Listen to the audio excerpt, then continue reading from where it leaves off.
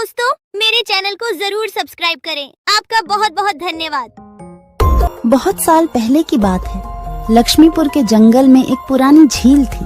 वहाँ दिन में तो कोई घटना नहीं होती, पर थोड़ा सा भी अंधेरा छाते ही वह झील एक खूनी झील बन जाती। उस दौरान जो भी जानवर उस झील पर पानी पीने आ जाता, वह जिंदा वापस नहीं आता। कहाँ जाता, आज तक किसी को उसका पता नहीं चला था। यही वजह थी कि जंगल के सारे जानवरों ने, यहाँ तक कि जंगल की राजा शेर ने भी उस झील को खूनी झील घोषित कर दिया था। अब पूरे जंगल में कोई भी शाम को उस झील की तरफ जाने की हिम्मत नहीं करता था। एक दिन उस जंगल में एक बंदर आ जाता है। उसकी और खरगोश की मुलाकात होती है। अरे बंदर भाई, कौन हो तुम? पहले तो तुम्हें इस जंगल में कभी नहीं देखा। खरगोश भाई, आज तक मैं शहर में इंसानों के बीच चिड़ियाघर में था। किसी तरह आजाद होकर आया हूँ। क्या इस जंगल में मेरे रहने के लिए कोई जगह है? हाँ बंदर भाई, ये हम जैसे जानवरों का घर है, इंसानों का चिड़ियाघर नहीं। आओ, मैं तुम्हें पूरी जंगल की सैर करवाता हूँ। सारी जगह के बारे में बताता हूँ। जो जगह पसंद आए वहीं टिक जाना। और खरगोश बंदर को पूरा जंगल घुमाता है।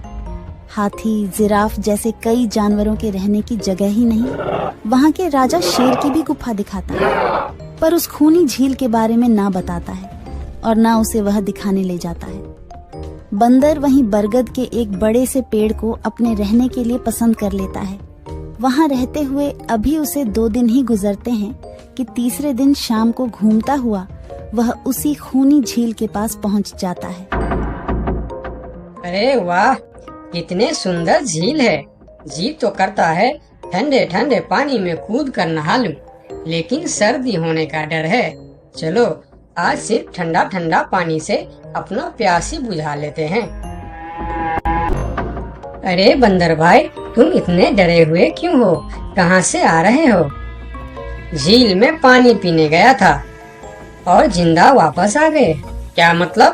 तुम्हें पता नहीं? वह इस जंगल की खूनी झील है। शाम होने पर कोई भी वहाँ जाता है तो जिंदा वापस नहीं आता। उसकी लाश का भी पता नहीं चलता कि वह कहाँ गायब हो जाती है। इसीलिए शाम होते ही कोई भी उस खूनी झील की तरफ नहीं जाता। ये हमारे राजा का आदेश भी है। कमाल है, मुझे तो पता ही नहीं। कैसे पता नहीं? तुम्हें वह खरगोश भाई ने बताया नहीं? लो, खरगोश भाई भी आ गया। अरे खरगोश भाई, आपकी वजह से आज बंदर भाई की जान जाते जाते बची। मेरी वजह से? हाँ, तुमने बंदर भाई को पूरा जंगल घुमाया, हर जगह के बारे में बताया। इस खूनी झील के बारे में क्यों नहीं बताया? भूल गया भाई, मैंने तो सोचा ये तो पेड़ पर रहते हैं, इन्हें झील से क्या काम। अभी अभी इन्हें खूनी झील की खूनी ने पकड़ने की कोशिश की, ये तो बाल बाल बच गए, वरना खूनी झील की खूनी, क्या तुमने उसे देखा? क्यों, क्या तुम लोगों ने आज तक नहीं देखा? नहीं, हम में से कोई कभी भी शाम को उस तरफ जाते ही नहीं और दिन में कोई घटना नहीं होती। और यह बात वह जाकर शेर के दरबार में सभी को बताता है। उसकी बात सुनकर किसी को भी यकीन नहीं आता है। क्या बात कर रहे हो बंदर? मैं सच कह रहा हूँ महाराज, लेकिन हम लोगों तो कभी आज तक देखा ही नहीं, क्योंकि आप लोग उसे खूनी झील समझकर दिन में ही वहाँ जाते हो और शाम होते ही आप लोग डर के मारे वहाँ जाना बंद कर देते हो। पूरे दिन वह मगरमच्छ झील में छुपा रहता है, शाम होते ही चुपचाप निकलता है और झील के पास पानी पीने आए जानवरों को खा जाता है। और आप लोग समझते हैं कि यह झील ही खूनी है, जबकि खूनी यह झील नहीं, इसमें छिपा हुआ मगरमच्छ है। हमें तो यकीन नहीं हो रहा है। वही तो बंदर भाई, हमें अगर पहले पता होता कि आप इतने बड़े झूठे हो तो हम अपने जंगल में आपको रहने की कभी जगह नहीं देते। अरे यार, आप लोग मेरे बात पर यकीन क्यों नहीं करते? मैं आप लोगों का भलाई के लिए ही बोल रहा हूँ। अगर तुम्हारी बात सच्ची है तो क्या तुम उस मगरमच्छ को हमें दिखा सकते हो? क्यों नहीं महाराज, आज शाम होते ही आप लोग वहाँ जाकर पेड़ और पत्थरों के बीच छुप जाना। और फिर शाम को वह सभी उस खूनी झील के पास जाकर छिप जाते हैं। झील के किनारे जाकर बंदर 2-3 बड़े बड़े पत्थर उस झील के पानी में फेंकता है। पत्थर के गिरने की छपाक छपाक की आवाज सुनकर मगरमच्छ पानी के अंदर चलता हुआ शिकार करने वहाँ आता है। मगर वहाँ पेड़ के पीछे छिपे दिखाई देते हाथी को देखकर वह सावधान हो जाता है और सोचता है, अच्छा, तो यह लोग मुझे छुपकर देखने आए हैं। अब मैं क्या करूं? हाँ, ये लोग तो बेवकूफ है। इन्हें फिर से बेवकूफ बनाते हैं। मैं फिर से पत्थर बन जाता हूँ। देखा, हमने कहा था ना, झील में एक बड़ा सा पत्थर है। हाँ, देखो, यही पत्थर तो हमें हमेशा रात में दिखाई देता है। हाँ, वही तो। ये पत्थर सिर्फ रात को क्यों दिखता है, दिन में क्यों नहीं दिखता, कभी सोचा है? हाँ, रात को चंद्रमा की वजह से पानी में ज्वार आता है तो वह पत्थर ऊपर हो जाता है। दिन में ज्वार नहीं आता तो पत्थर पानी में डूबा रहता है। उनकी बेवकूफी भरी बातें सुनकर बंदर परेशान हो जाता है। अरे यार, तुम लोग भी ना समझते ही नहीं। ठीक है, चलो एक काम करते हैं। तुम लोगों को लगता है ना कि वह बड़ा पत्थर, कि वह बड़ा ही मजबूत पत्थर है। अगर यह खुद ही बता दे कि यह एक मजबूत पत्थर है तो मैं भी मान जाऊंगा और अभी गुलाटी मारते हुए झील में छलांग लगा दूंगा और तैरता हुआ इस तरफ से उस तरफ चला जाऊंगा। यह सुनकर मगरमच्छ के मुंह में पानी आ जाता है। लगता है आज बंदर का नरम नरम मांस खाने का मौका मिलेगा। वैसे भी ये सारे जानवर बेवकूफ है। आज तक मुझे पत्थर ही समझते आए हैं। मैं पत्थर हूँ, मैं मजबूत पत्थर हूँ। सुना आप लोगों ने, ये कैसे आप लोगों को बेवकूफ समझता है? अरे पत्थर भी कभी बोलते हैं क्या? अब सभी की समझ में बंदर की बात आ जाती है। रात भर सभी शेर राजा की गुफा में मीटिंग करते हैं। बंदर सही कह रहा था। यह मगरमच्छ जरूर कहीं दूसरे जगह से हमारे जंगल में आ गया है। लेकिन अब क्या करे? अगर धरती पर होता तो मैं उसे धूल चटा देता था, लेकिन पानी में हमारा शक्ति कम हो जाती है। तो क्या इससे हमें कभी छुटकारा नहीं मिलेगा महाराज? मेरे ख्याल से तो नहीं। मिलेगा महाराज। ये पानी में भी रहेगा, हमें देखेगा भी, मगर वह कुछ कर नहीं पाएगा। ये कैसे हो सकता है? हो सकता है हाथी भाई। बस आप लोग मुझे 2 बड़े बड़े रस्सी दे दो। रस्सी का क्या करोगे? मैं शहर के चिड़ियाखाना में था तो एक एक तरीका सीखा है जानवरों पर कब्जा करने की। हम इस पर कब्जा कर लेंगे। और बंदर को 2 बड़ी बड़ी रस्सी लाकर दी जाती है। फिर बंदर उन सभी के साथ रस्सी लेकर उस खूनी झील पर पहुंचता है।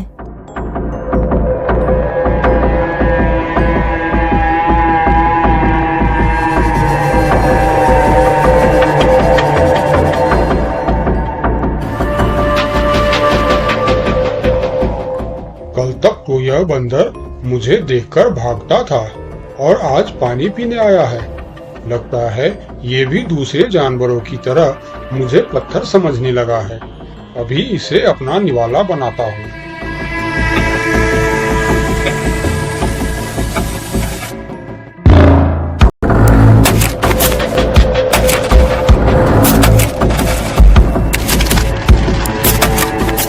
अरे, ये तो भाग भी नहीं पा रहा है। अब यह जितना ज्यादा फरफराएगा उतना यह फंदा कसता जाएगा और चुपचाप रहेगा तो फंदा ढीला रहेगा। जैसे यह फिर हिलेगा फिर फंदा कसता जाएगा। अब ना यह इससे छूट सकता है और ना पानी में जा सकता है। अरे वाह, फिर तो यह हमारा कुछ भी नहीं बिगाड़ सकता। अब हम सारे जानवर इस झील में कभी भी पानी पी सकते हैं। कभी भी नहा सकते हैं। अब यह हमारा कुछ भी नहीं बिगाड़ पाएगा। अरे वाह बंदर भाई, मान गए।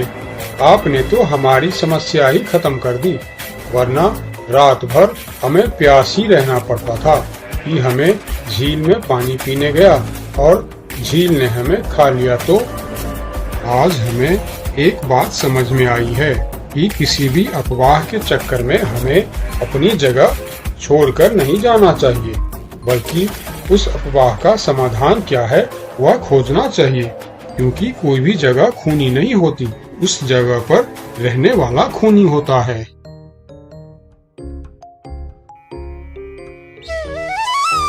बहुत साल पहले की बात है। लक्ष्मी नगर में एक बहुत बड़ा जंगल हुआ करता था।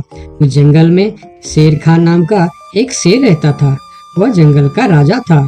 उसके शासनकाल में जंगल के सभी जानवर सुखी और शांति से रहते थे। यदि जंगल में कोई भी जानवर गलत काम करता तो शेर खान उसे दंड देते थे। वह कमजोर जानवरों की रक्षा भी करते थे। एक दिन शेर खान अपने गुफा के सामने बैठे थे। तभी उसका दोस्त भालू उसके पास आया। फिर दोनों दोस्त मिलकर जंगल और जंगल के जानवरों के बारे में आलोचना करने लगे। मैं इस जंगल का सबसे शक्तिशाली जानवर हूँ। मेरे सामने जंगल का कोई भी जानवर टिक नहीं सकता। क्या कहते हो भालू भाई? ये तो तुमने बिल्कुल ठीक कहा, लेकिन हाथी के सामने तुम बिल्कुल चूहे जैसे दिखते हो। क्या ठीक कहा ना मैंने शेर खान? भालू की बात सुनकर शेर खान बहुत क्रोधित हो गए। भालू, तुम्हारी हिम्मत कैसे हुई मेरे बारे में इस तरह की बातें करने की? तुम्हें पता है तुम किसके सामने बात कर रहे हो? मैं इस जंगल का राजा हूँ। तुम मेरे दोस्त हो, इसीलिए तुम्हारे साथ मैं थोड़ा मजाक कर रहा था। तुम मेरे बात का बुरा मत मानना शेर खान। शेर खान नहीं, महाराज कहो महाराज। मैं इस जंगल का राजा हूँ, इसीलिए बाकी जानवरों की तरह तुम भी मुझे आज से महाराज कह के ही बुलाओगे। लेकिन शेर खान, हम दोनों दोस्त हैं, फिर भी तुम ऐसे क्यों बातें कर रहे हो? दोस्त है नहीं, दोस्त थे। आज से हमारी दोस्ती खत्म। आज के बाद मैं तुमसे कभी बात नहीं करूंगा। दोस्त कहकर मेरे सामने कभी मत आना। चले जाओ यहाँ से। अपने दोस्त का इस व्यवहार से भालू बहुत दुखी हुआ और वह वहाँ से चला गया। उसी जंगल में गोलू नाम का एक बंदर भी रहता था। वह दूसरों की चीज चुरा कर भाग जाता था। एक दिन गोलू की चोरी करते समय शेर खान के एक सिपाही के द्वारा पकड़ा जाता है और उसे शेर खान के सामने विचार के लिए लाया जाता है। गोलू को देखकर शेर खान कहते हैं, गोलू, तुम्हारी चोरी की किस्से जंगल के दूर दूर तक मशहूर है। तुम जानवरों के घर में ही नहीं बल्कि मेरे दरबार में भी बहुत चीज चोरी की है। इसीलिए मैं तुम्हें पहाड़ से गिराकर मारने की सजा घोषित करता हूँ। आज से ठीक 2 महीना बाद तुम्हें पहाड़ से गिराकर मार दिया जाएगा। अपनी मौत की सजा सुनकर गोलू बहुत रोने लगा और बोला, महाराज, मैं अब कभी चोरी नहीं करूँगा। मुझे माफ कर दीजिए महाराज। मेरे घर में छोटे छोटे बच्चे हैं, मुझे छोड़ दीजिए महाराज। लेकिन शेर खान ने उसकी फरियाद नहीं सुना। तब एक सैनिक उसे ले जाकर जेल में बंद कर देता है। उधर गोलू का दोस्त भोलू को जब इस बात का पता चलता है तब वह गोलू से मिलने के लिए कैद खाने में पहुंच जाता है और उससे कहता है, देखा गोलू, तुम पकड़े गए ना। मैं तुम्हें कितनी बार कहा था कि चोरी करना छोड़ दो। अब क्या होगा बताओ, कैसे निकलोगे यहाँ से? ये सब छोड़ो भोलू भाई, जो होना था वो हो गया। मुझे तो बस अपने परिवार की चिंता हो रही है। काश मैं मरने से पहले उनके लिए कुछ कर पाता। मेरे छोटे छोटे बच्चे हैं, बीवी है, अब उन सब का क्या होगा? मेरे बिना वह भी जीवित नहीं रह सकते। गोलू की बातें सुनकर भोलू सोच में पड़ गया। फिर वह शेर खान के पास गया और बोला, महाराज, मैं गोलू का दोस्त भोलू हूँ। मैं आपसे कुछ कहने आया हूँ। तो तुम गोलू का दोस्त भोलू हो? ठीक है, बताओ क्या कहना चाहते हो तुम? महाराज, मैं चाहता हूँ कि आप गोलू को कुछ दिन के लिए उसके परिवार के पास जाने दें, ताकि वह मरने से पहले अपने परिवार के लिए कुछ इंतजाम कर सके। मरने वाले का आखिरी इच्छा पूरा कीजिए महाराज। आप एक बार उसके परिवार के बारे में भी सोचिए। गोलू ने जो किया उसमें उसकी परिवार की क्या गलती है? अगर आप उसे कुछ दिन के लिए अपने परिवार के पास रहने दोगे तो शायद उसका परिवार बच जाएगा। मैं इस बारे में तुम्हारी कोई मदद नहीं कर सकता। अगर अपने परिवार से मिलने के बहाने गोलू भाग गया तो मैं किसको सजा दूंगा? शेर खान की बात सुनकर भोलू थोड़ा सोच में पड़ गया। फिर बोला, तो ठीक है महाराज, आप गोलू को छोड़ दीजिए। जब तक गोलू वापस नहीं आ जाता मैं उसकी जगह कैद खाने में रहूंगा। और अगर वो कभी वापस नहीं आया तो क्या तुम उसके हिस्से की मौत की सजा भी लोगे? थोड़ा सोचकर बताओ। हाँ महाराज, मैं इसके लिए भी तैयार हूँ। भोलू की बात मानकर शेर खान ने गोलू को कैद से निकालकर भोलू को कैद खाने में डलवा दिया। तब बाहर निकलकर गोलू ने भोलू को बोला, दोस्त तुम चिंता मत करना, मैं समय से पहले ही वापस आ जाऊंगा। ऐसा कहकर गोलू वहां से चला गया और भोलू गोलू की जगह कैद खाने में रहने लगा। इस तरह बहुत दिन बीत गया लेकिन गोलू वापस नहीं आया। तब एक दिन शेर खान भोलू के पास आया। देखा बंदर, मैंने कहा था ना गोलू वापस नहीं आएगा। अगर कल सुबह तक गोलू वापस नहीं आया तो शर्त के अनुसार कल शाम के समय तुम्हें पहाड़ से गिरा दिया जाएगा।